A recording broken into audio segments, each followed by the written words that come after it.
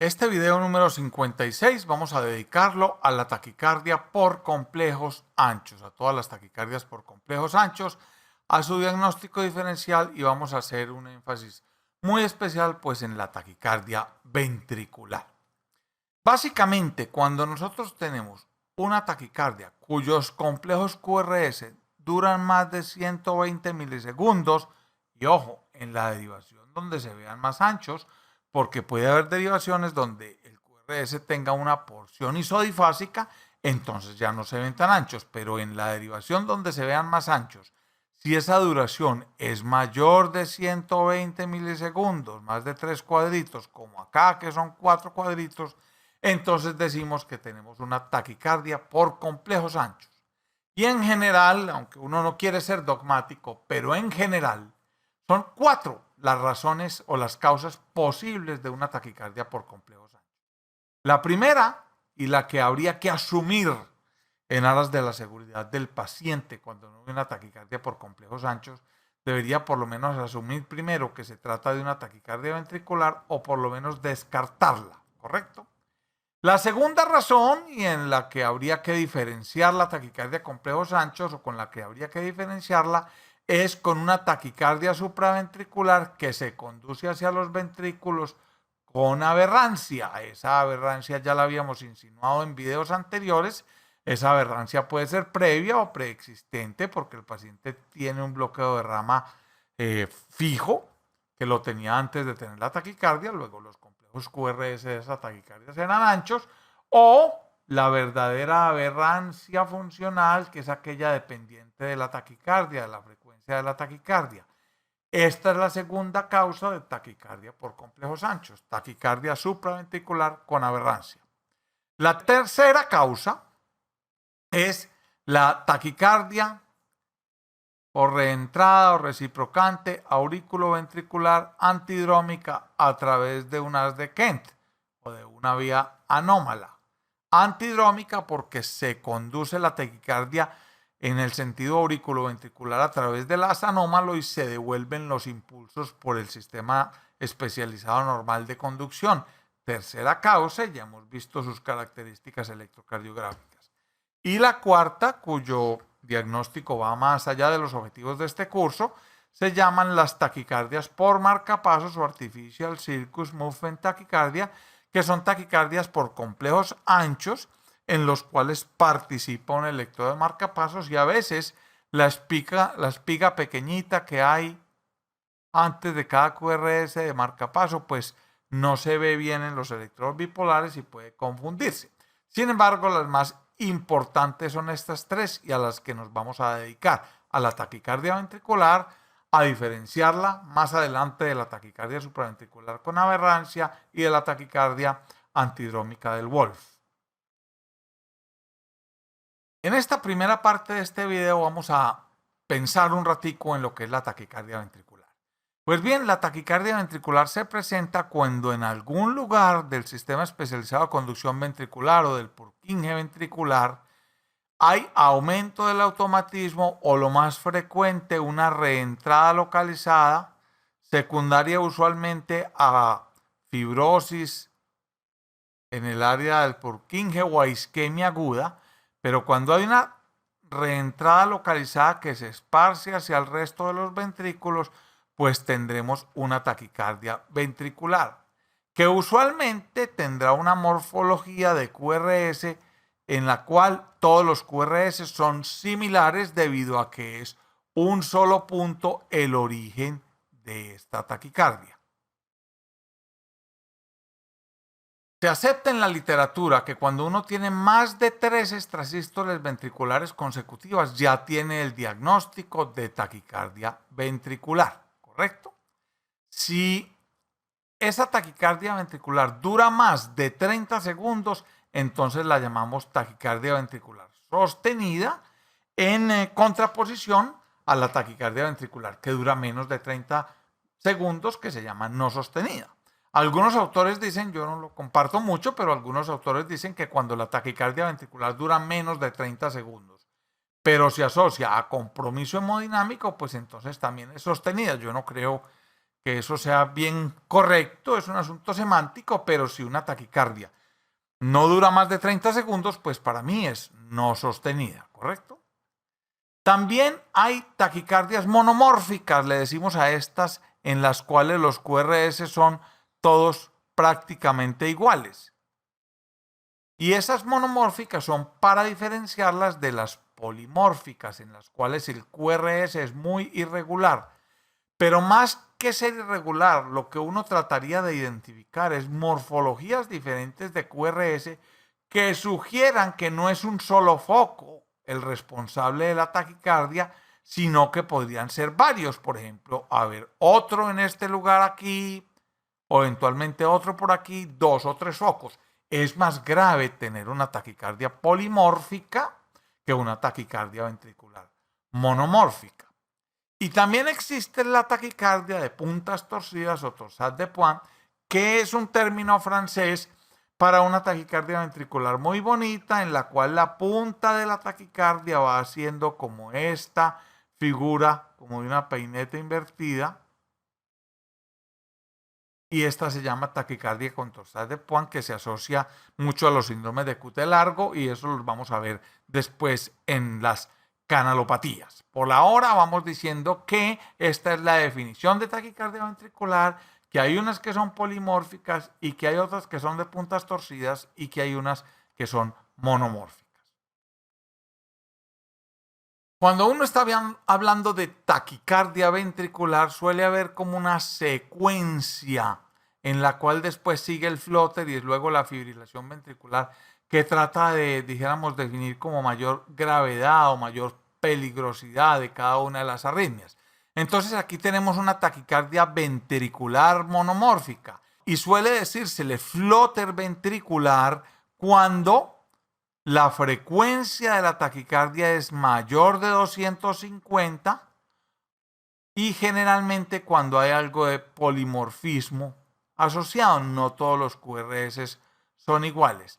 Y la fase como final de este tema sería la fibrilación ventricular, en la cual pues el paciente está en asistolia y hay alguna morfología eléctrica en el trazado, pero denota múltiples focos de reentrada o múltiples focos de activación simultáneos y no hay actividad mecánica sistólica.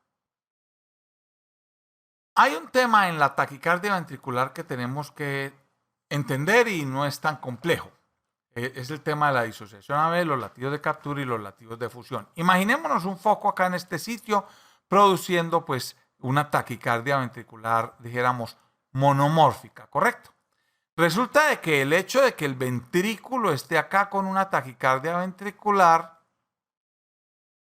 el hecho de que se esté produciendo la arritmia en este sitio y esparciéndose por los ventrículos, no tiene por qué afectar o no tendría por qué afectar al nodo sinusal, que debería seguir despolarizándose y despolarizando las aurículas a la frecuencia normal de despolarización del nodo sinusal. Él no tiene por qué enterarse de esta taquicardia. De manera que si eso es así, se configura un diagnóstico electrocardiográfico que llamamos disociación AB.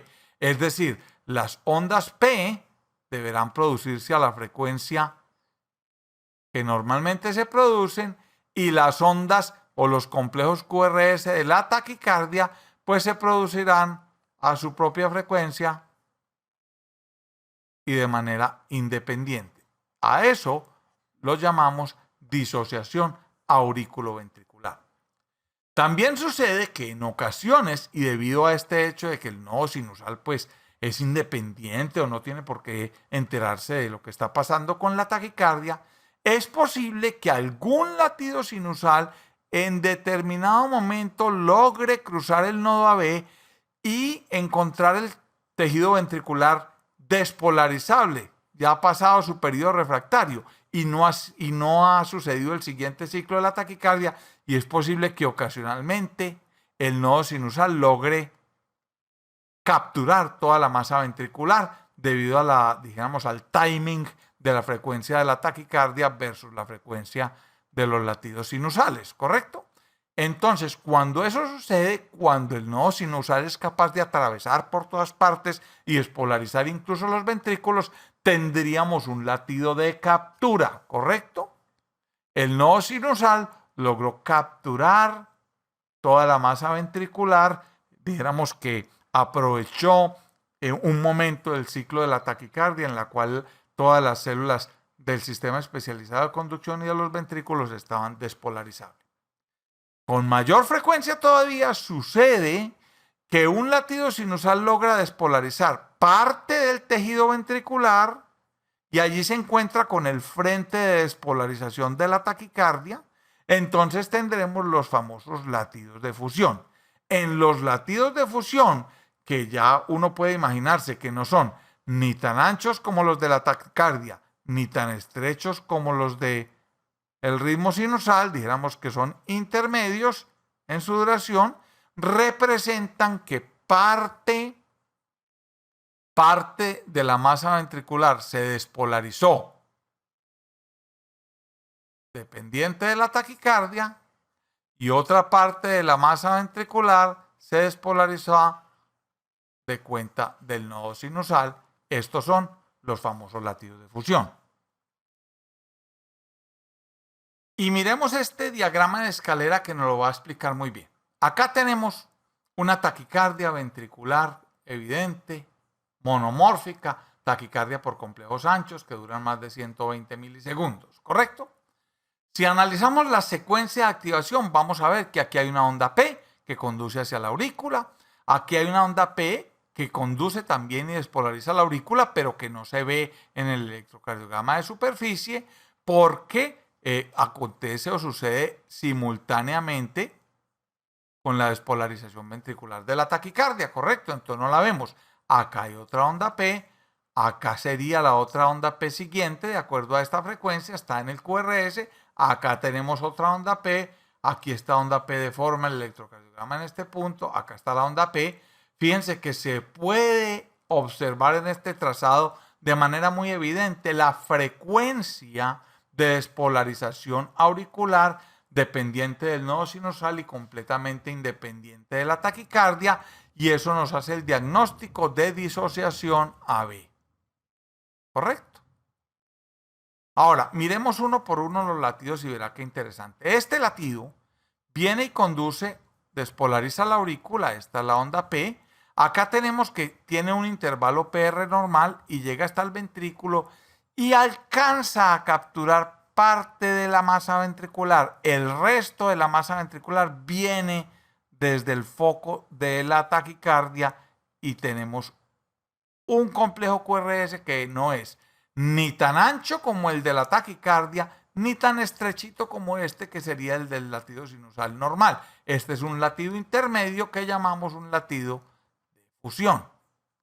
Si seguimos, aquí tenemos otra onda P, despolariza la aurícula, despolariza el nodo auriculoventricular y logra llegar a despolarizar completamente la masa ventricular. Eso lo sabemos porque el QRS es absolutamente estrecho, normal, y a esto lo llamamos un latido de captura.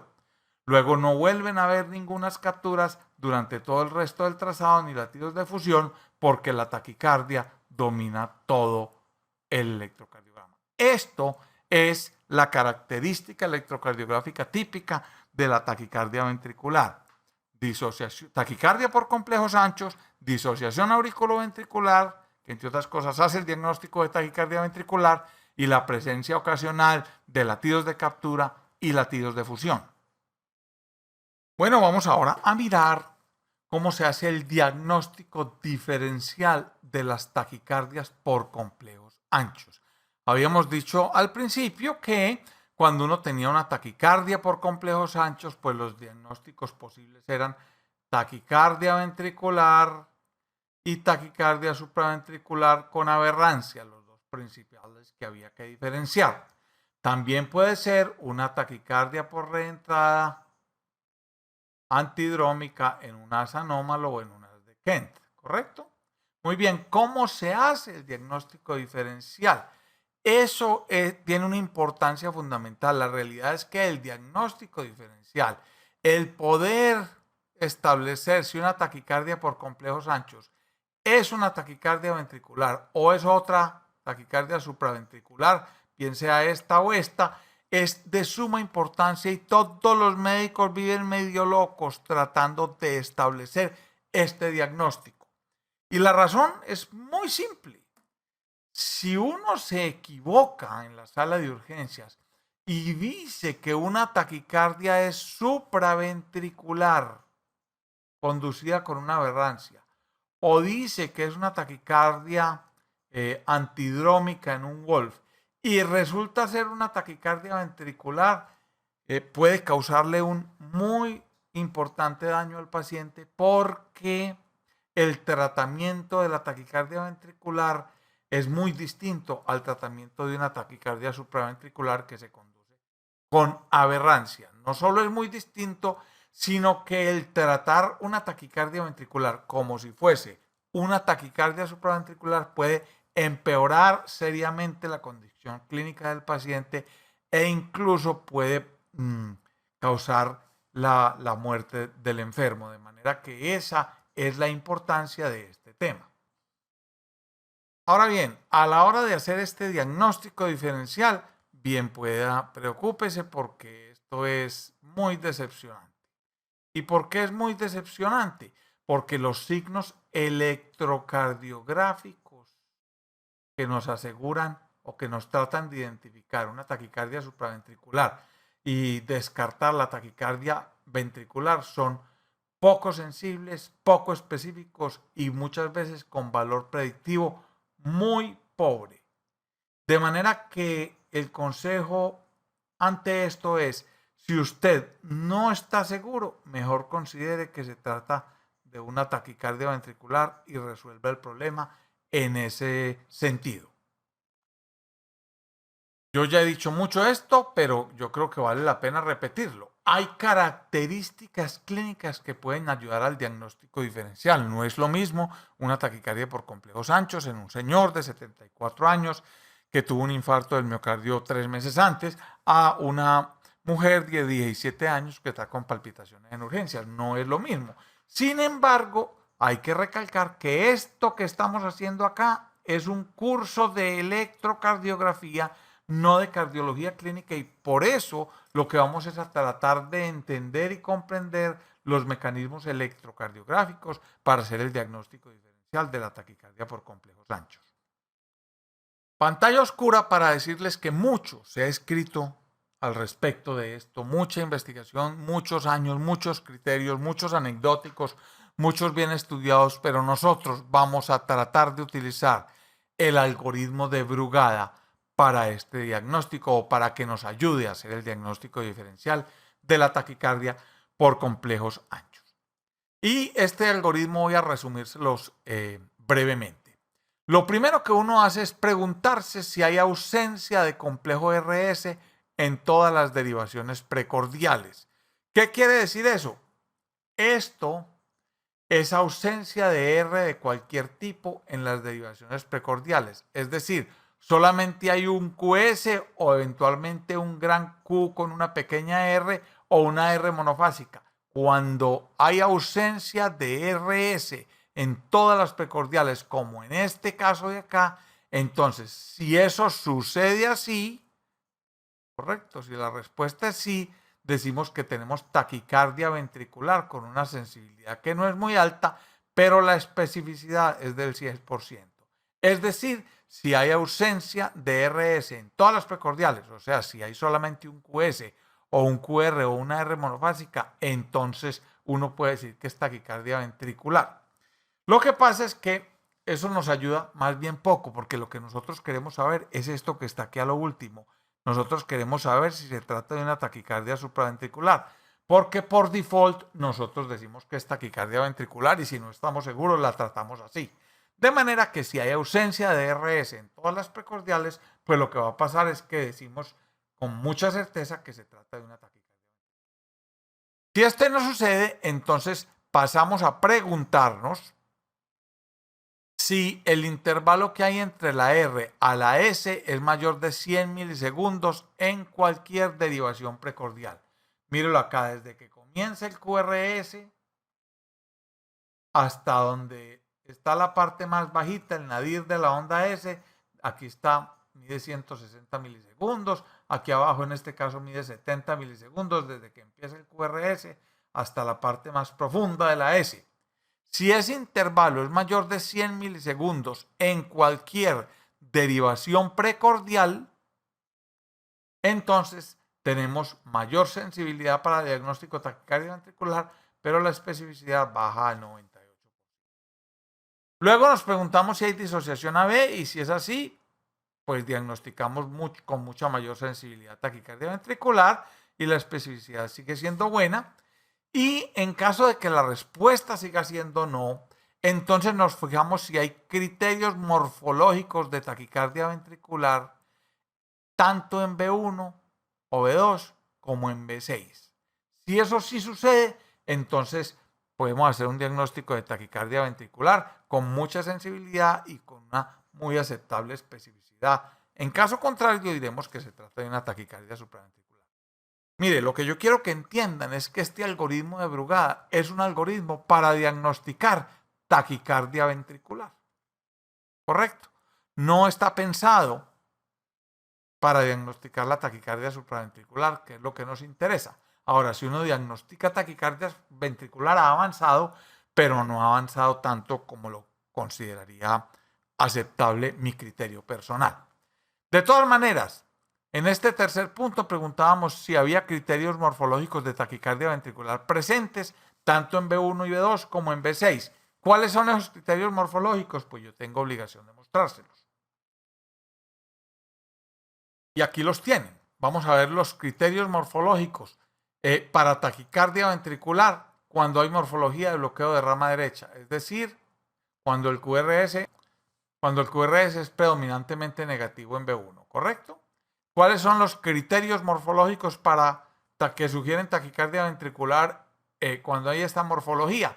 Cuando hay una R monofásica o un QR en B1, cuando la R es más alta que la R' en B1, lo cual se llama el signo de las orejitas de conejo, esta R más alta que la R', o cuando en B6 hay un complejo R con una S mayor que la R, ¿correcto?